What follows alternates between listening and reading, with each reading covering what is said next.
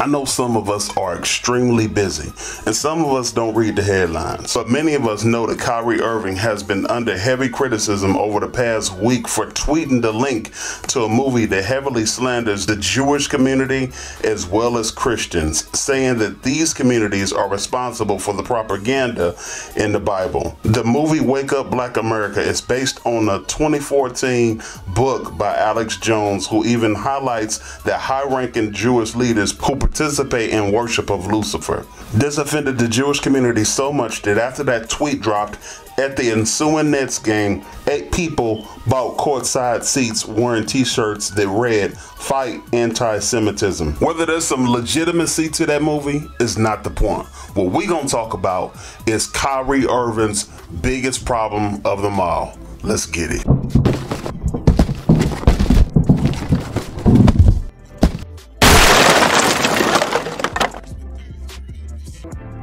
Thanks for joining us on That Christian Fam. If growing in the faith is important to you, hit that subscribe button, because over here we like to encourage, empower, and give you everyday practical Christian advice on real life situations. We drop videos whenever we drop videos. So hit that notification bell, because for the first half hour, we respond to comments immediately.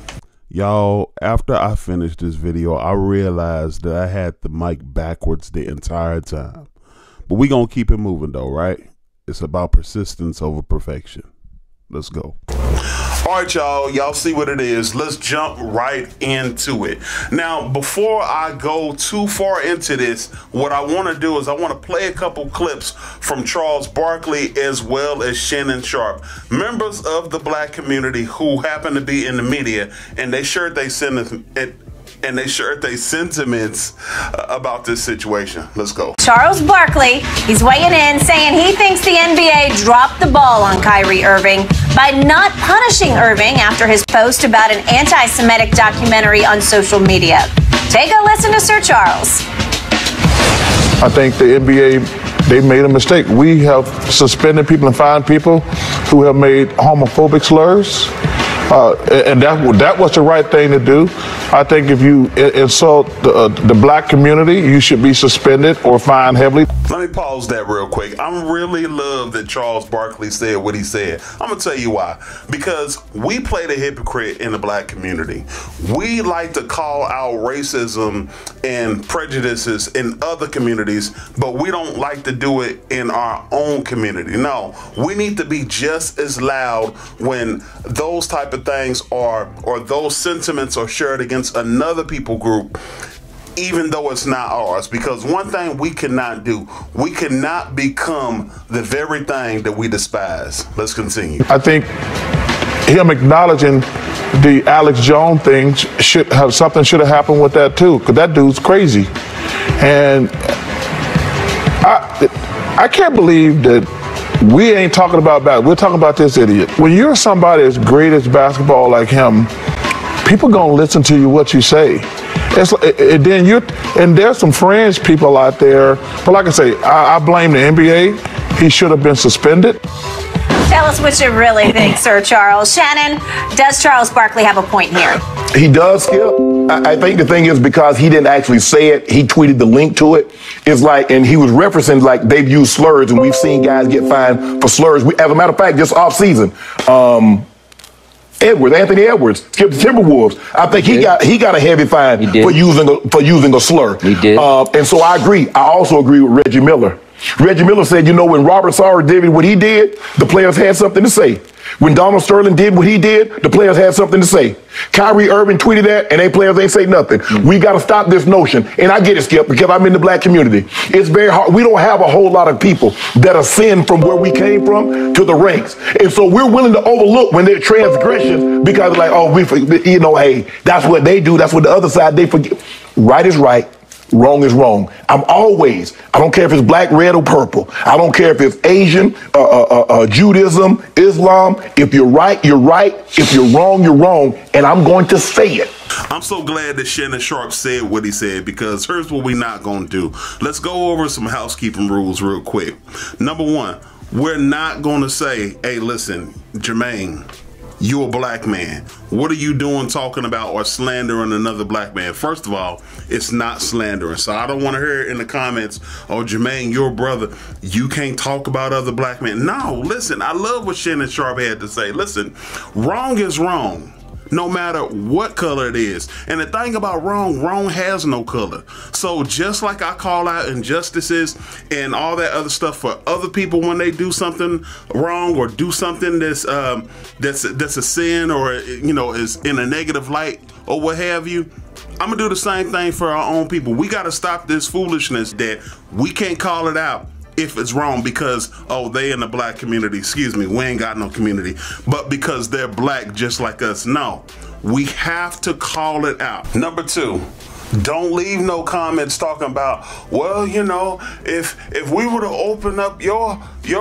closet and look at your skeleton. First of all, hold up. This is a public figure in the public spotlight, all right? You signed up to be in the public eye, all right? So everything that you do is going to be scrutinized to another degree because you're a public figure. He knows the audience he has. He knows when he puts something out there that the masses are going to see it. You got to be able to take what you put out. If you bold enough to tweet it, you bold enough to hear about it. We love to run to the First Amendment talking about free speech this, free speech that. Yes, you are free to say whatever you want to. But what you're not free from is the consequences that come from saying what you say.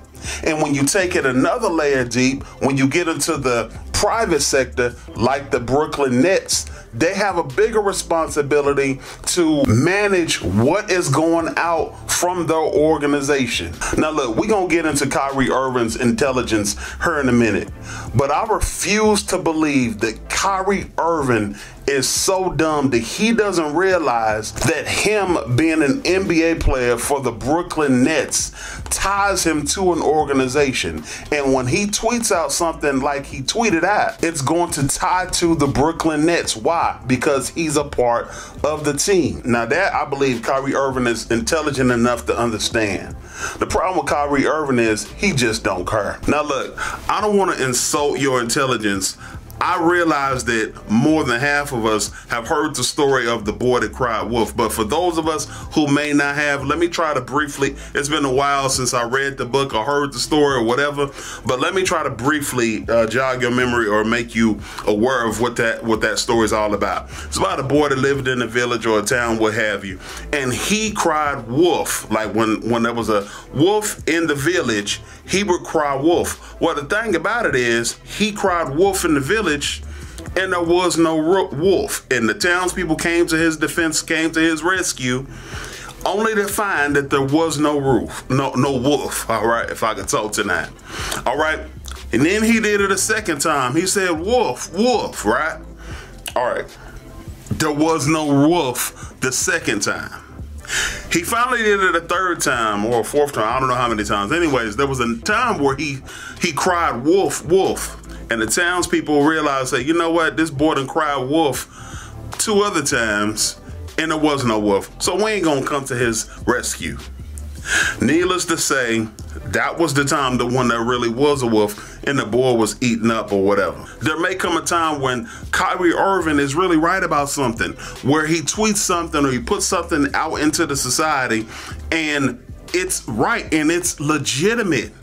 However, due to your track record, Kyrie, nobody's going to take or put any credence behind what you say. Why? Because you've tweeted and said so many goofy things in the past. After a while, people start knowing you for the issues you have and not for who you are as a person. Now listen, even after all this, even after all of Kyrie Irving's antics, I know there's a faction out there that still supports Kyrie and the things that he does. So let me go ahead and give y'all my 2 cents as a follower of the way, as a follower of Jesus Christ, as to what I feel about Kyrie Irving and his antics. Number one, consider the source. Look at the fruit. He's been a malcontent every place he's been. Every team that he's played for in the NBA, he's been a malcontent. With a little exception of the Cleveland Cavaliers, but towards the end, that's exactly why they shipped him out. He seems to never be happy, and he abandons his teammates whenever he feels like it.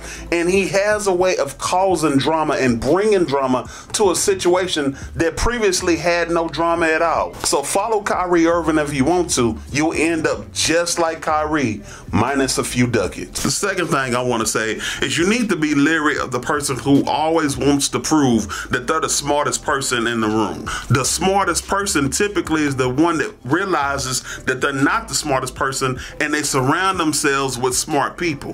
Have you ever been around a person that just needs to know the answer to everything? Like, you know, I just need to know why is the sky blue, because if I don't find out why the sky is blue, no, dude, listen, the sky is blue because we have an intelligent designer who designed it that way.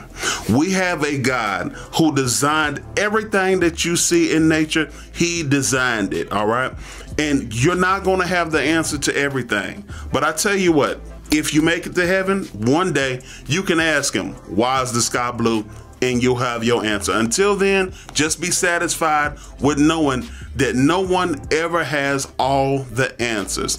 There's a saying, and I couldn't find it, but I believe it goes something like, find me a person, show me a person that needs to know the mysteries of everything, and I'll show you a fool. Or maybe it's the man obsessed with knowing everything, there begins their end. I think that's it. But anyways, y'all hit me up in the comments if y'all know what it is. Here's the lesson. Let's go to Mark chapter 7, verse 15. I ain't no journalist, but y'all know what's up. It says, there is nothing outside a person that by going into him can defile him, but the things that come out of a person are what defile him.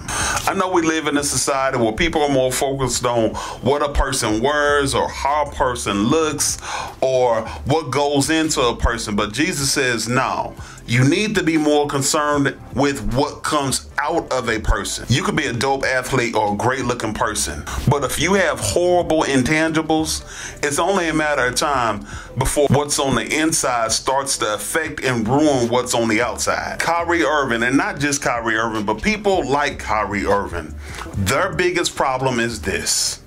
They have huge, and I mean huge, egos. Those are the type of people that when you bury them in a cemetery, they need two plots. They need a spot for their body, and they need a spot for their ego. To close this out, I'd like to say that, listen, being pro-black doesn't mean you're anti-white or anti-anything. It's okay to be pro-black or be proud to be black or proud of your heritage, proud of your culture. Well, I don't think we really have a culture, but that's a whole nother topic for a whole nother video. But anyways, you can be proud of who you are without disparaging or putting down another group of people. All right. Pro-black doesn't mean you're anti-white or anti-anything, like I just said. You can be proud of who you are without putting down people and making them feel as if they're less than. Because we know what it's like to be categorized or treated as less than, don't we? Here's the hope I like to leave y'all with. For the first time, and maybe the first time ever, because of all the backlash, Kyrie Irving was forced to issue an apology, even after doubling down on his tweet. Now, was it genuine? I'll leave it up to y'all to discuss in the chat. What I do know is, if there's going to be a recovery, an apology is the first step in the right direction. Thanks for watching. I hope I helped somebody on the other side of this video. And for all the trolls or anybody else, if you offended, I really don't care. Lil Taylor riding around the hood with his biker gang. Woke up in the morning, found out someone took my bike away. My homie Devin told me that he found that let's go fight today. Then I heard they took his life away. That's the kind of lesson you can't ever learn in a microwave.